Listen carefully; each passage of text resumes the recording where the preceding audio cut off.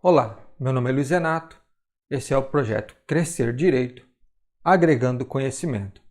Vamos falar da coação irresistível. O artigo 38, a linha A, trata da coação irresistível. Artigo 38, a linha A diz: não é culpado quem comete o crime sob coação irresistível ou que lhe suprima a faculdade de agir segundo a própria vontade. A coação irresistível pode ser de duas ordens. A primeira é a coação física irresistível. A coação física ocorre quando há o emprego de força física para obrigar o sujeito a praticar o crime.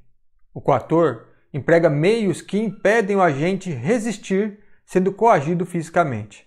Exemplo seria o coator, através de força física, obrigar o agente a segurar uma arma apontando para uma determinada pessoa. E em dado momento, o coator aperta os dedos do agente que dispara, ocasionando a morte da pessoa que estava com a arma apontada. Quem comete a coação física responde por homicídio com autoria imediata. O coagido não é culpado do crime, sendo simples instrumento para o coator cometer o crime. A segunda é a coação moral irresistível. A coação moral ocorre quando há emprego de grave ameaça para obrigar o sujeito a cometer o crime. O coator emprega graves ameaças de modo que não se pode exigir comportamento diverso do coagido, senão o cometimento do crime. O exemplo clássico seria o roubo a banco, utilizando-se como agente o gerente do banco. Os indivíduos na madrugada adentram a casa do gerente, toma por sequestro toda a sua família e diz ao gerente: olha, agora você vai até o banco, um de nós vai com você e você vai permitir a nossa entrada, abrir o cofre e vai sair com a gente junto com o dinheiro. Se você não cumprir passo a passo aquilo que nós determinarmos, nós vamos matar cada indivíduo da sua família. Então, esse gerente se sente coagido e não pode se exigir dele uma conduta diferente. Então, ele vai junto com os indivíduos, temendo pela vida dos seus familiares, permite a entrada, abre o cofre e permite a saída do dinheiro. Isso é a coação moral irresistível.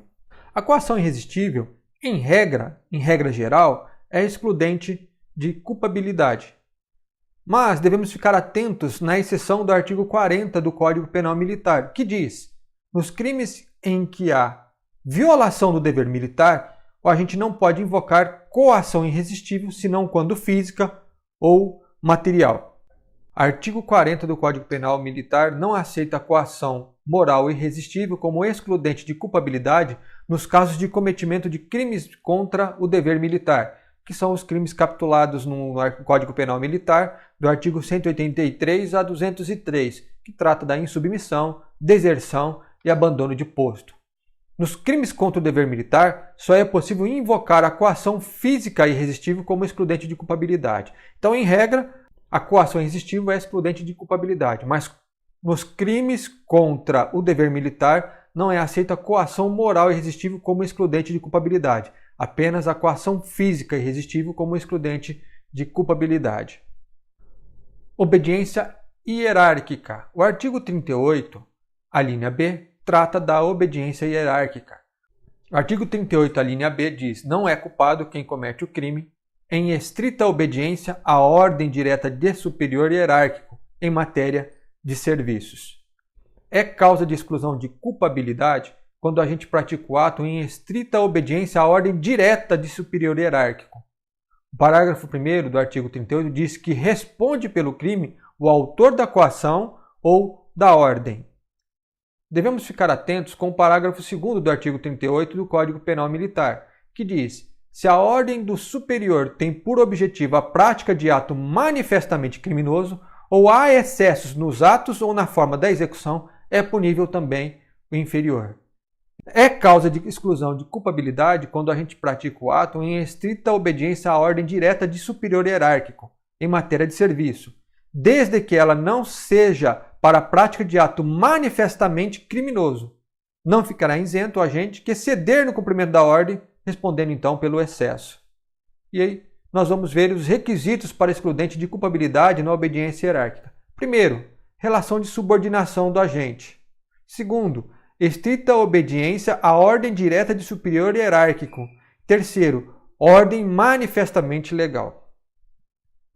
Para concluir a nossa aula, vamos citar o artigo 41 do Código Penal Militar, que diz: nos casos do artigo 38, letra A, que trata da coação irresistível, e letra B, que trata da obediência hierárquica, se era possível resistir à coação ou se a ordem não era manifestamente legal, ou no caso do artigo 39, se era razoavelmente exigível o sacrifício do direito ameaçado, o juiz, tendo em vista as condições pessoais do réu, pode atenuar a pena. E aqui então, nós encerramos mais essa aula. Se você gostou, inscreva-se no canal, deixe o seu like e compartilhe.